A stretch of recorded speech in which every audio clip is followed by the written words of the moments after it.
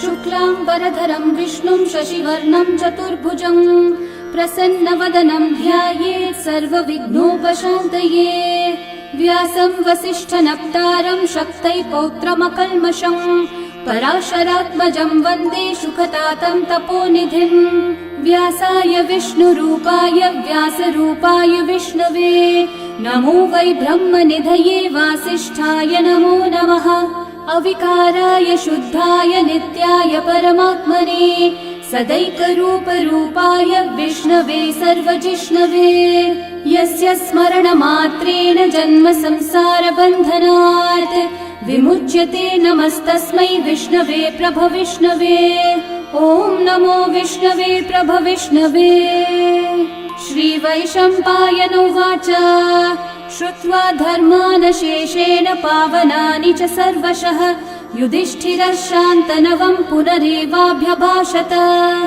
युधिष्ठिर उवाच किमेकं दैवतं लोके किं वाप्येकं परायणं स्तुवन्तः कं कमर्चन्तः प्राप्नुयुर्मानवा शुभम्। को धर्मः सर्वधर्माणां भवतः परमो मतः किं जपन्मुच्यते जन्तुर्जन्म संसारबन्धनात्। श्रीभीष्म उवाच जगत्प्रभुं देवदेवम् अनन्तं पुरुषोत्तमं स्तुवन्नाम सहस्रेण पुरुषस्तततोत्थितः तमेव चार्चयन् नित्यं भक्त्या पुरुषम् अव्ययम् ध्यायन् स्तुवन्नमस्यं च यजमानस्तमेव च। अनादिनिधनं विष्णुं सर्वलोकमहेश्वरं लोकाध्यक्षं स्तुवन्नित्यं सर्वदुःखातिगो भवेत्। ब्रह्मण्यं सर्वधर्मज्ञं लोकानां कीर्तिवर्धनं लोकनाथं महद्भूतं सर्वभूतभवोद्भवम्। एष मे सर्वधर्माणां धर्मोऽधिकतमो मतः यद्भक्त्या पुण्डरीकाक्षं स्तवैरर्चैर्नरः सदा। परमं यो महत्तेजः परमं यो महत्तपः परमं यो महद्ब्रह्म परमं यः परायणम्। पवित्राणां पवित्रं यो मङ्गलानां च मङ्गलम्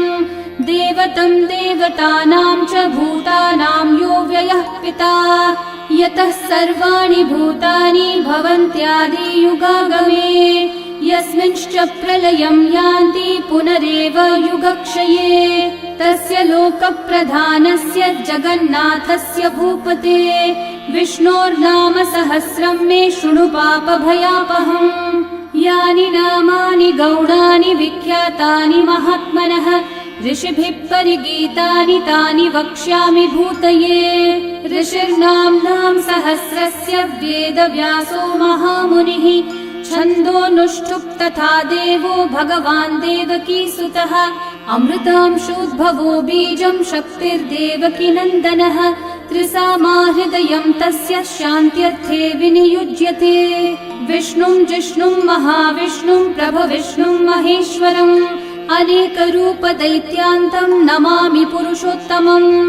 अस्य श्रीविष्णोर्दिव्यसहस्रनामस्तोत्रमहामन्त्रस्य श्रीवेदव्यासो भगवान् ऋषिः अनुष्ठुप्छन्दः श्रीमहाविष्णुः परमात्मा श्रीमन्नारायणो देवता अमृतांशोद्भवो भानुरिति बीजम् देवकी नन्दनसृष्टेति शक्तिः उद्भवक्षोभणो देव इति परमो मन्त्रः शङ्खबृन्नन्दकी चक्रीति कीलकम् शार्ङ्गधन्वा गदाधर इति अस्त्रम् रथाङ्गपाणिरक्षोभ्य इति नेत्रम् त्रिसामा सामगः सामेति कवचम् आनन्दम् परब्रह्मेति योनिः ऋतुः सुदर्शनः काल इति दिग्बन्धः श्रीविश्वरूप इति ध्यानम्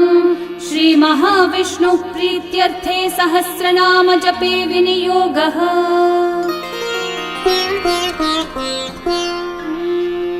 ध्यानम् क्षीरोधन्वत्प्रदेशे शुचिमणिविलसत्सैकते मौक्तिकानाम् माला क्लृप्तासनस्थस्फटिकमणिनिभैर्मौक्तिकैर्मण्डिताङ्गः शुभ्रैरभ्रैरतभ्रैरुपरि विरचितैर्मुक्तपीयूषवर्षैः आनन्देन पुनीयादरिनलिनगदा शङ्खपाणिर्मुकुन्दः भुः पादौ यस्य नाभिर्वियदसुरनिलश्चन्द्रसूर्यौ च नेत्रे कर्णावाशाशिरौ द्योर्मुखमपि दहनो यस्य वास्तेयमब्धिः अन्तस्थं यस्य विश्वं सुरनरखगो भोगि गन्धर्वदैत्यैः चित्रं रं रम्यतेतं त्रिभुवन विपुषं विष्णुमीशं नमामि। ॐ नमो भगवते वासुदेवाय। शान्ताकारं भुजगशयनं पद्मनाभं सुरेशं विश्वाधारं गगनसदृशं मेघवर्णं शुभाङ्गं लक्ष्मीकान्तं कमलनयनं योगिहृद्ध्यानगम्यं वन्दे विष्णुं भवभयहरं सर्वलोकैकनाथं मेघश्यामं पीतकौशेयवासं श्रीवत्साङ्कं कौस्तुभोद्भासिताङ्गं पुण्योपेतं पुण्डरीकायताक्षं विष्णुं वन्दे सर्वलोकैकनाथम् नमः समस्तभूतानामादिभूताय भूभृते अनेकरूपरूपाय विष्णवे प्रभविष्णवे सशङ्खचक्रं सकिरीटकुण्डलं सपीतवस्त्रं सरसीरुहेक्षणं सहारवक्षस्थलशोभिकौस्तुभं नमामि विष्णुं शिरसा चतुर्भुजम् छायायां पारिजातस्य हेमसिंहासनोपरि आसीनमम्बुदश्याममायताक्षम् अलङ्कृतम् चन्द्राननं चतुर्बाहुं श्रीवत्साङ्कितवक्षसं रुक्मिणी सत्यभामाभ्यां सहितं कृष्णमाश्रये। विश्वं विष्णुर्वषट्कारो भूतभव्यभवत्प्रभुः भूतकृद्भूतभृद्भावो भूतात्मा भूतभावनः भूतात्मा परमात्मा च मुक्तानां परमा गतिः अव्ययः पुरुषः साक्षी क्षेत्रज्ञोऽक्षर एव च योगो योगविदां नेता प्रधानः पुरुषेश्वरः नारसिंहः वपुः श्रीमान् केशवः पुरुषोत्तमः सर्वः शर्वः शिवस्थाणोर्भूतादिर्निधिरव्ययः सम्भवो भावनो भर्ता प्रभवः प्रभुरीश्वरः स्वयंभू शम्भुरादित्यः पुष्कराक्षो महास्वनः अनादिनिधनो धाता विधाता धातुरुत्तमः अप्रमेयो ऋषिकेशः पद्मनाभोऽमरः प्रभुः विश्वकर्मा मनुस्त्वष्टा स्थविष्ठस्थविरो ध्रुवः अग्राह्यः शाश्वतः कृष्णो लोहिताक्षः प्रतर्दनः प्रभुतस्त्रिककुब्धामः पवित्रं मङ्गलं परम् ईशानः प्राणदः प्राणो ज्येष्ठः श्रेष्ठः प्रजापतिः हिरण्यगर्भो भूगर्भो माधवो मधुसूदनः ईश्वरो विक्रमी धन्वी मेधावी विक्रमक्रमः अनुत्तमो दुराधर्षः कृतज्ञः कृतिरात्मवान् सुरेशः शरणं शर्म विश्वरेतः प्रजाभवः अहः संवत्सरो व्याळः प्रत्ययः सर्वदर्शनः अजः सर्वेश्वरः सिद्धिः सिद्धि सर्वादिरच्युतः वृषा कपिरमेयात्मा सर्वयोगविनिःसृतः वसुर्वसुमना सत्यः समात्मा संमितः समः अमोघः पुण्डरीकाक्षो वृषकर्मा वृषाकृतिः रुद्रो बहुशिरा बभ्रुर्विश्वयोनिः शुचिश्रवाः अमृतः शाश्वतस्थाणोर्वरारोहो महातपाः सर्वगः सर्वविद्भानुः विश्वक्सेनो जनार्दनः वेदो वेदविदव्यङ्गो वेदाङ्गो वेदवित्कविः लोकाध्यक्षः सुराध्यक्षो धर्माध्यक्षः कृताकृतः चतुरात्मा चतुर्व्यूहश्चतुर्दंष्ट्रश्चतुर्भुजः भ्राजिष्णुर्भोजनं भोक्ता सहिष्णुर्जगदादिजः अनघो विजयो जेता विश्वयोनिः पुनर्वसुः उपेन्द्रो वामनः प्रांशुरमोघः शुचिरूर्चितः अतीन्द्रः सङ्ग्रहः सर्गो धृतात्मा नियमो यमः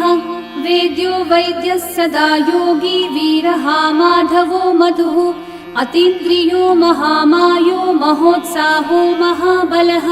महाबुद्धिर्महावीर्यो महाशक्तिर्महाद्युतिः अनिर्देश्य वपुः श्रीमान् अमेयात्मा महाधृतक् महेश्वासो महीभर्ता श्रीनिवासः सतां गतिः अनिरुद्धः सुरानन्दो गोविन्दो गोविदाम्पतिः मरीचिर्दमनोहंसः सुपर्णो भुजगोत्तमः हिरण्यनाभः सुतपः पद्मनाभः प्रजापतिः अमृत्युः सर्वदृक्सिंहः सन्धाता सन्धिमान् स्थिरः अजो दुर्मशनः शास्ता विश्रुतात्मा सुरारिः गुरुर्गुरुतमो धामः सत्यः सत्यः पराक्रमः निमिषो निमिषस्रग्वी वाचस्पतिरुदारधीः अग्रणीर्ग्रामणी श्रीमान् न्यायो नेता समीरणः सहस्रमूर्धा विश्वात्मा सहस्राक्षः सहस्रपात् आवर्तनो निवृत्तात्मा संवृतः सम्प्रमर्दनः अहः संवर्तको वह्निरनिलो धरणीधरः सुप्रसादः प्रसन्नात्मा विश्वदृग्विश्वभुग्विभुः सत्कर्ता सत्कृतः साधुर्जन्मोर्नारायणो नरः असंख्येयो प्रमेयात्मा विशिष्टः शिष्टकृच्छुचिः सिद्धार्थः सिद्धसङ्कल्पः सिद्धिदः सिद्धिसाधनः वृषाही वृषभो विष्णुर्वृषपर्वा वृषोदरः वर्धनो वर्धमानश्च विविक्तः श्रुतिसागरः सुभुजो दुर्धरो वाग्मी महेन्द्रो वसुदो वसुः नैकरूपो बृहद्रूपः शिपिविष्टप्रकाशनः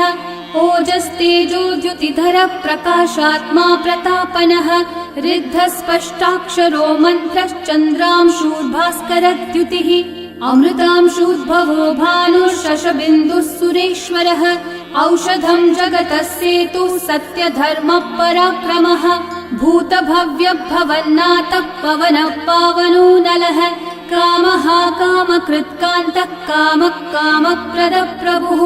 युगादिकृद्युगावर्तो नैकमायो महाशनः अदृश्यो व्यक्तरूपश्च सहस्रजिदनन्तजित् इष्टो विशिष्टशिष्टेष्ठः शिखण्डी नहुषो वृषः क्रोधः क्रोधकृत्कर्ता विश्वबाहुर्महीधरः अच्युतः प्रथितः प्राणः प्राणदो वासवानुजः अपान्निधिरधिष्ठानम् अप्रमत्तः प्रतिष्ठितः स्कन्दः स्कन्दद्धरो धुर्यो वरदो वायुवाहनः वासुदेवो बृहद्भानुरादिदेवः पुरन्दरः अशोकस्थारणस्थारः शूरः शौरिर्जनेश्वरः अनुकूलः शतावर्तः पद्मी पद्मनिभीक्षणः पद्मनाभोरविन्दाक्षः पद्मगर्भः शरीरभृत् महर्धिरिग्धो वृद्धात्मा महाक्षो गरुडध्वजः अतुलः शरभो भीमः समयज्ञो हविर्हरिः सर्वलक्षणलक्षण्यो लक्ष्मीवान् समितिञ्जयः विक्षरो रोहितो मार्गो हेतुर्दामोदरः सहः महीधरो महाभागो वेगवानमिताशनः उद्भवक्षोभणो देवः श्रीगर्भः परमेश्वरः करणं कारणं कर्ता विकर्ता गहनो गुहः व्यवसायो व्यवस्थानः संस्थानस्थानदो ध्रुवः परर्धि परमस्पष्टः तुष्टः पुष्टः शुभेक्षणः रामो विरामो विरतो मार्गो नेयो नयो नयः वीरशक्तिमतां श्रेष्ठा धर्मो धर्मविदुत्तमः वैकुण्ठः पुरुषः प्राणः प्राणदः प्रणवः पृथुः हिरण्यगर्भः शत्रुघ्नो व्याप्तो वायुरधोक्षजः ऋतुः सुदर्शनः कालः परमेष्ठी परिग्रहः उग्रः संवत्सरो दक्षो विश्रामो विश्वदक्षिणः विस्तारस्थावरस्थाणुः प्रमाणं बीजमव्ययम् अर्थोऽनर्थो महाकोशो महाभोगो महाधनः अनिर्विण्णस्थविष्ठो भूर्धर्मयूपो महामखः नक्षत्रनेमिर्नक्षत्री क्षामः समीहनः यज्ञयुज्यो महेज्यश्च क्रतुः सत्रं सताङ्गतिः सर्वदर्शी विमुक्तात्मा सर्वज्ञो ज्ञानमुत्तमम् सुहृतः सुमुखः सूक्ष्मः सुघोषः सुखदः सुहृत् मनोहरोजितक्रोधो वीरबाहुर्विदारणः स्वापनस्ववशो व्यापी नैकात्मानैककर्मकृत् वत्सरो वत्सलो वत्सी रत्नगर्भो धनीश्वरः धर्मकृद्धर्मी सदसक्षरमक्षरम् अविज्ञाता सहस्रांशूर्विधाता कृतलक्षणः गभस्तिनेमि सत्त्वस्थः सिंहो भूतमहेश्वरः आदिदेवो महादेवो देवेशो देवभृद्गुरुः उत्तरो गोपतिर्गोप्ता ज्ञानगम्यः पुरातनः शरीरभूतभृद्भोक्ता कपीन्द्रो भूरि दक्षिणः सोमपोऽमृतपः सोमः पुरुजित्पुरुसत्तमः विनयोजयः सत्यसन्धो दाशारः सात्वतां पतिः जीवो विनयिता साक्षी मुकुन्दोमितविक्रमः अम्भो निधिरनन्तात्मा महोदधिशयोऽन्तकः अजो महार्हः स्वाभाव्यो जितामित्रप्रमोदनः आनन्दो नन्दनो नन्दः सत्यधर्मा त्रिविक्रमः महर्षि कपिलाचार्य कृतज्ञो मेदिनीपतिः त्रिपदस्त्रिदशाध्यक्षो महाशृङ्गकृतान्तकृत् महावराहो गोविन्दः सुषेणः कनकाङ्गदे गुह्यो गभीरो गहनो गुप्तश्चक्रगदाधरः वेधास्वाङ्गोजितः कृष्णो दृढसङ्कर्षणोच्युतः वरुणो वारुणो वृक्षः पुष्कराक्षो महामनाः भगवान् भगहानन्दी वनमाली हलायुधः आदित्यो ज्योतिरादित्यः सहिष्णुर्गतिसत्तमः सुधन्वाखण्ड परशुर्दारुणो द्रविणप्रदः दिवस्पृक् सर्वदृग्व्यासो वाचस्पतिरयो निजः त्रिसामासामगः सामन्निर्वाणम् भेषजम्भिषक् सन्न्यासकृच्छमः शान्तो निष्ठा शान्तिपरायणम् शुभाङ्गः शान्तिदः सृष्टा कुमुदः कुवलेशयः गोहितो गोपतिर्गोप्ता वृषभाक्षो वृषप्रियः अनिवर्ती निवृत्तात्मा संक्षेप्ताक्षेमकृच्छिवः श्रीवत्सवक्षा श्रीवासः श्रीपतिः श्रीमतांवरः श्रीधः श्रीशः श्रीनिवासः श्रीनिधिः श्रीविभावनः श्रीधरः श्रीकरः श्रेयः श्रीमान् लोकत्रयाश्रयः स्वक्षस्वङ्गः शतानन्दो नन्दिर्ज्योतिर्गणेश्वरः विजितात्मा विधेयात्मा सत्कीर्तिश्चिन्न संशयः उदीर्णः सर्वतश्चक्षुरनीशः शाश्वतस्थिरः भूषयो भूषणो भूतिर्विशोकः शोकनाशनः अर्चिष्मान् अर्चितः कुम्भो विशुद्धात्मा विशोधनः अनिरुद्धो प्रतिरथ प्रद्युम्नोमितविक्रमः कालनेमी निहावीरः शौरी शूरजनेश्वरः त्रिलोकात्मा त्रिलोकेशः केशवः केशिहा हरिः कामदेवः कामपालः कामिकान्तः कृतागमः अनिर्देश्य वपुर्विष्णु वीरोऽनन्तो धनञ्जयः ब्रह्मण्यो ब्रह्मकृद् ब्रह्मा ब्रह्म ब्रह्मविवर्धनः ब्रह्मविद् ब्राह्मणो ब्रह्मी ब्रह्मज्ञो ब्राह्मणप्रियः महाकर्मो महाकर्मा महातेजा महोरगः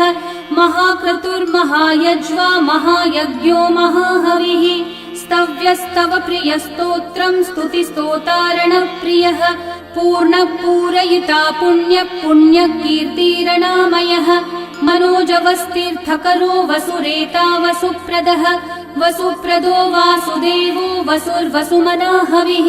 सद्गति सत्कृति सत्ता सद्भूति सत्परायणः शूरसेनो यदुश्रेष्ठः सन्निवासः सुयामुनः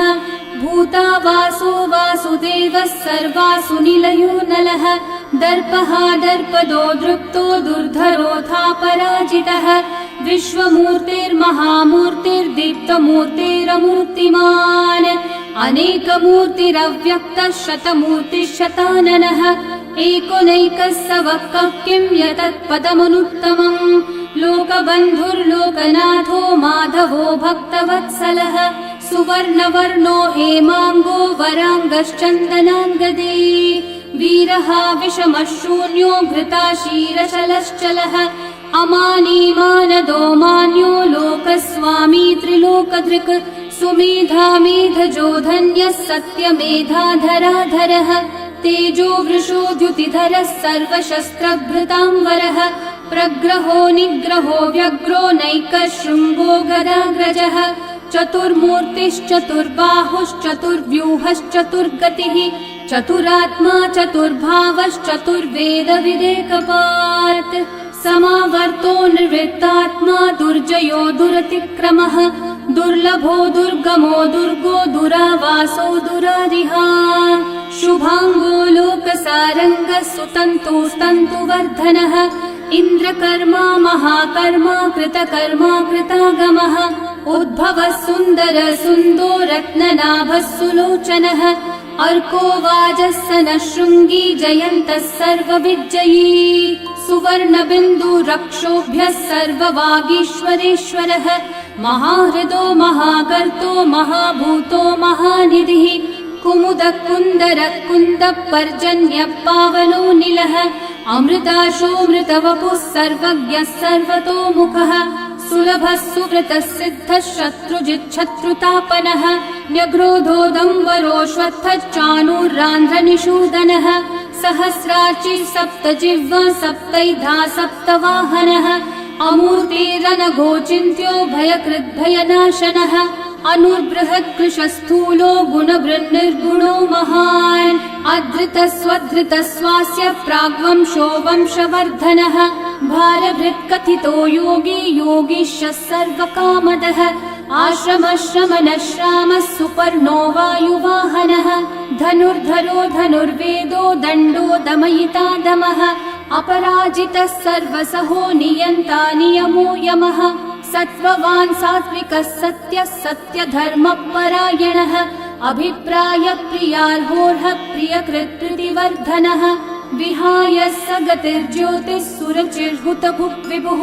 रविर्विरोचनः सूर्यः सविता रविलोचनः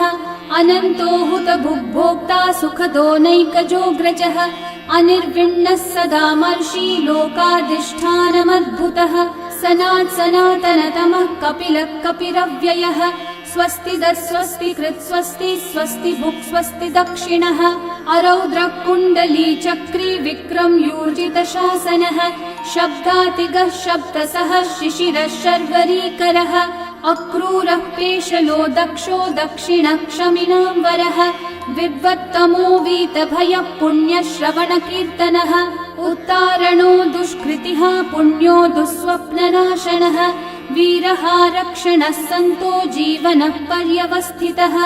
अनन्तरूपोऽनन्तः श्रीर्जितमन्युर्भयापहः चतुर्रश्रो गभीरात्मा विदिशो व्यादिशो दिशः अनादिर्भूर्भुवो लक्ष्मी सुवीरो रुचिराङ्गदः जननो जनजन्मादि भीमो भीमपराक्रमः आधारनिलयो धाता पुष्पहासः प्रजागरः ऊर्ध्वगः सत्पथाचारः प्राणदः प्रणवपणः प्रमाणं प्राणनिलयं प्राणभृत् प्राणजीवनः तत्त्वं तत्त्वविदेकात्मा जन्म मृत्युजरातिगः भूर्भुवः स्वस्तरुस्तारः सविता प्रपितामहः यज्ञो यज्ञपतिर्यज्वा यज्ञाङ्गो यज्ञवाहनः यज्ञभृद्यज्ञकृद्यज्ञी यज्ञभुग्यज्ञसाधनः यज्ञातकृद्यज्ञगुह्यामन्नमन्नादयेव च आत्मयोनिः स्वयं जातो वैखानः सामगायनः देवकीनन्दनः सृष्टा शितीशः पापनाशनः शङ्खबृन्नन्दकी चक्री शार्ङ्गधन्वा गदाधरः रथाङ्गपाणिरक्षोभ्यः सर्वप्रहरणायुधः सर्वप्रहरणायुध ॐ नम इति वनमाली गदी शार्ङ्गी शङ्खी चक्री च नन्दकी श्रीमान्नारायणो विष्णुर्वासुदेवोऽभिरक्षतु वनमाली गदी शार्ङ्गी शङ्खी चक्री च नन्दकी श्रीमान्नारायणो विष्णुर्वासुदेवोऽभिरक्षतु वनमाली गदी शार्ङ्गी शङ्खी चक्री च नन्दकी श्रीमान्नारायणो विष्णुर्वासुदेवोऽभिरक्षतु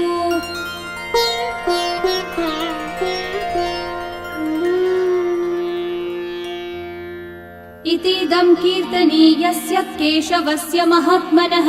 नाम्नां सहस्रं दिव्यानाम् अशेषेण प्रकीर्तितम् य इदं शृणुयान्नित्यं यश्चापि परिकीर्तयेत् न शुभं प्राप्नुयात् किञ्चित् सोमुत्रेह च मानवः वेदान्तगो ब्राह्मणः स्यात् क्षत्रियो विजयी भवेत् वैश्यो धनसमृद्धः स्यात् शूद्रः सुखमवाप्नुयात् धर्मार्थी प्राप्नुयात् धर्मम् अर्थार्थी चार्थमाप्नुयात् कामानवाप्नुयात् कामी प्रजार्थी चाप्नुयात् प्रजाम् भक्तिमान् यः सदोत्थाय शुचिस्तद्गतमानसः सहस्रं वासुदेवस्य नाम्नामेतत् प्रकीर्तये यशः प्राप्नोति विपुलं याति प्राधान्यमेव च अचलां श्रियमाप्नोति श्रेय प्राप्नोत्यनुत्तमम् न भयं क्वचिदाप्नोति वीर्यं तेजश्च विन्दति भवत्यरोगो द्युतिमान् बलरूपगुणान्वितः रोगार्तो मुच्यते रोगात् बद्धो मुच्येत बन्धनात् भयान्मुच्येत भीतस्थो मुच्येतापन्न आपदः दुर्गान्यतितरत्याशु पुरुषः पुरुषोत्तमम् स्तुवन्नाम सहस्रेण नित्यं भक्ति समन्वितः वासुदेवाश्रयो मर्त्यो वासुदेवपरायणः सर्वपापविशुद्धात्मा याति ब्रह्म सनातनम् न वासुदेव भक्तानामशुभं विद्यते क्वचित् जन्म मृत्यु जरा व्याधि भयं नैवोपजायते इमं स्तवमधीयानः श्रद्धा भक्ति समन्वितः युज्येतात्मसुखः शान्ति श्रीधृति स्मृतिकीर्तिभिः न क्रोधो न च मात्सर्यं न लोभो नाशुभा मतिः भवन्ति कृतपुण्यानां भक्तानां पुरुषोत्तमे द्यौस चन्द्रार्कनक्षत्राखं दिशो भूर्महो दधिः वासुदेवस्य वीर्येण विदतानि महात्मनः ससुरासुरगन्धर्वं सयक्षूरगराक्षसं जगद्वशे वर्ततेदं कृष्णस्य सचराचरम् इन्द्रियाणि मनोबुद्धिः सत्त्वं तेजो बलं द्युतिः वासुदेवात्मकन्याहुः क्षेत्रं क्षेत्रज्ञ एव च सर्वागमानामाचार प्रथमं परिकल्पते आचार प्रभवो धर्मो धर्मस्य प्रभुरच्युतः ऋषयः पितरो देवा महाभूतानि धातवः जङ्गमाजङ्गमं चेदं जगन्नारायणोद्भवम् योगो ज्ञानं तथा साङ्ख्यं विद्या शिल्पादिकर्म च वेदाः शास्त्राणि विज्ञानम् एतत् सर्वं जनार्दनात् एको विष्णुर्महद्भूतं पृथक् भूतान्यनेकशः त्रीन् लोकान् व्याप्य भूतात्मा भुङ्क्ते विश्वभुगव्ययः इमं स्तवं भगवतो विष्णोर्व्यासेन कीर्तितं पठ्येद्य इच्छेत् पुरुषः श्रेयः प्राप्तुं सुखानि च विश्वेश्वरमजं देवं जगतः प्रभुमव्ययम् भजन्ति ये पुष्कराक्षं न ते यान्ति पराभवम् न ते यान्ति पराभवम् ॐ नमः इति अर्जुनोवाच पद्मपत्रविशालाक्ष पद्मनाभः सुरोत्तम भक्तानामनुरक्तानां त्राता भव जनार्दन श्रीभगवानुवाच यो मां नाम सहस्रेण स्तोतुमिच्छति पाण्डव सोऽहमेकेन श्लोकेन स्तुतयेव न संशयः स्तुतयेव न संशय ॐ नमः इति व्यास उवाच वासनाद् वासुदेवस्य वासितं भुवनत्रयम् सर्वभूतनिवासोऽसि वासुदेव नमोऽस्तु ते श्रीवासुदेव नमोऽस्तु ॐ नमः इति पार्वत्योवाच केनोपायेन लघुना विष्णोर्नाम सहस्रकम् पठ्यते पण्डितेर्नित्यं श्रोतुमिच्छाम्यहं प्रभो ईश्वरोवाच श्रीराम राम रामेति रमे रामे मनोरमे सहस्रनाम तत्तुल्यं राम नाम वरानने श्रीराम राम रामेति रमे रामे मनोरमे सहस्रनाम तत्तुल्यं राम नाम वरानने श्रीराम राम रामेति रमे रामे मनोरमे सहस्रनाम तत्तुल्यं राम नाम वरानने श्रीराम नाम वरानन ॐ नमः इति ब्रह्म उवाच नमोऽस्त्वनन्ताय सहस्रमूर्तये सहस्रपादाक्षि शिरोरुबाहवे सहस्रनाम्ने पुरुषाय शाश्वते सहस्रकोटियुगधारिणे नमः। सहस्रकोटियुगधारिण ॐ नम इति। सञ्जय उवाच यत्र योगेश्वर कृष्णो यत्र पार्थो धनुर्धरः तत्र श्रीर्विजयो भूतिर्ध्रुवा नीतिर्मतिर्मम। श्रीभगवानुवाच अनन्याश्चिन्तयन्तो मा ये जनाः पर्युपासते तेषां नित्याभियुक्तानां योगक्षेमं वहाम्यहम्। परित्राणाय साधूनां विनाशाय च दुष्कृतां धर्म संस्थापनार्थाय सम्भवामि युगे युगे। आर्ता विषण्णा शिथिलाश्च भीता घोरेषु च व्याधिषु वर्तमानाः संकीर्त्य नारायण शब्दमात्रं विमुक्तदुःखा सुखिनो भवन्तु। कायेन वाचा मनसैन्द्रियैर्वा बुद्ध्यात्मना वा प्रकृते स्वभावात् करोमि यद्यत् सकलं परस्मै नारायणायेति समर्पयामि। श्री विष्णु सहस्रनाम स्तोत्रम् सम्पूर्णम्।